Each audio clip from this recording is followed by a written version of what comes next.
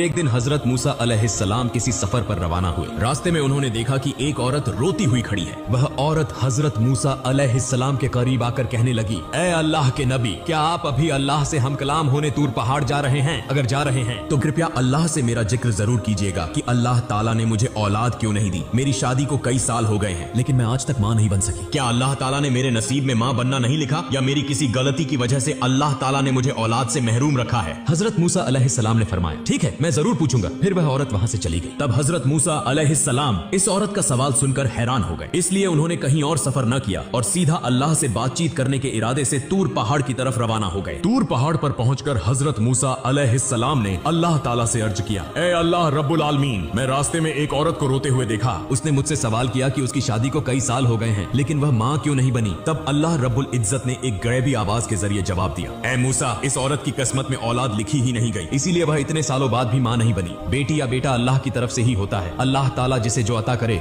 वही उसे नसीब होता है। यह सुनकर हजरत मूसा अलैहिस्सलाम वापस घर रवाना हुए। रास्ते में उन्हें वह औरत याद आई तो वह सीधा उसके घर चले गए। औरत हजरत मूसा अलैहिस्सलाम को देखकर हैरान हुई और पूछने लगी, ऐ अल्लाह के नबी, क्या आपने अल्लाह ताला से मेरे सवाल का जवाब मालूम कर लिया? हजरत मूसा अलैहिस्सलाम ने फरमाया, हाँ, मैं जान चुका हूँ। अल्लाह ताला ने फरमाया है कि तुम्हारी किस्मत में औलाद लिखी ही नहीं गई, इसीलिए तुम कभी माँ नहीं बन सकोगी। यह सुनकर औरत की आंखें आंसुओं से भर गईं और वह झारो कतार रोने लगी। हजरत मूसा अलैहिस्सलाम वहां से चले आए। चंद दिनों बाद एक बुजुर्ग फकीर उस औरत के घर आया और कहने लगा, क्या घर में कोई मौजूद है? मैं एक फकीर हूँ, कई दिनों से भूखा हूँ, बराए करम अल्लाह के वास्ते मुझे कुछ खाने को दे दो, बेशक अल्लाह ताला तुम्हारी नियत पूरी करेगा। फिर उस औरत ने फकीर की बात सुनकर उसे अपने घर आने दिया और उसे 4 रोटियां खाने के लिए दी। इसके बाद औरत ने कहा, आप तो अल्लाह के बंदे हैं, बराए करम अल्लाह ताला से मेरे लिए दुआ करें कि वह मुझे औलाद अता करे। फकीर ने रोटियां खाने के बाद दुआ की और वहां से चला गया। यह वाकया गुजरे कुछ साल हो गए। एक दिन हजरत मूसा अलैहिस्सलाम दोबारा कहीं सफर कर रहे थे। जब वह उस औरत के घर के करीब से गुजरे तो उन्हें वह याद आ गई। तब हजरत मूसा अलैहिस्सलाम उसके घर के करीब गए और देखा कि वह औरत एक छोटे से बच्चे के साथ खुशी खुशी खेल रही थी। औरत हजरत मूसा अलैहिस्सलाम को देखकर बाहर आई और कहने लगी, ऐ अल्लाह के नबी हजरत मूसा अलैहिस्सलाम, आपने तो फरमाया था कि अल्लाह ताला ने मेरी किस्मत में औलाद नहीं लिखी, लेकिन देखें अल्लाह ताला ने मुझे एक बच्चा अता कर दिया है। यह सुनकर हजरत मूसा अलैहिस्सलाम हैरान हो गए और इस बात का जवाब जानने के लिए दोबारा तूर पहाड़ की तरफ रवाना हुए। तूर पहाड़ पर पहुंचकर हजरत मूसा अलैहिस्सलाम ने अल्लाह ताला से अर्ज की, ऐ अल्लाह रब्बुल आलमीन, आपने फरमाया था कि इस औरत की किस्मत में औलाद नहीं लिखी गई, लेकिन आज मैंने उसे एक बच्चे के साथ खुश देखा। मैं यह मामला समझ नहीं सका। तब अल्लाह रब्बुल आलमीन ने एक गैबी आवाज के जरिए फरमाया, ऐ मूसा, अगर तुम इस सवाल का जवाब जानना चाहते हो तो एक थाल में इंसानी गोश्त ले आओ, फिर तुम्हें इस सवाल का जवाब मिल जाएगा। हजरत मूसा अलैहिस्सलाम को अल्लाह ताला का यह हुक्म मिला तो वह एक थाल और एक छुरी लेकर अपनी कौम के लोगों के पास पहुंचे और कहने लगे, ऐ मेरी कौम के लोगों, अल्लाह ताला ने फरमाया है कि मैं इंसानी जिस्म का गोश्त लेकर आऊं। क्या तुम में से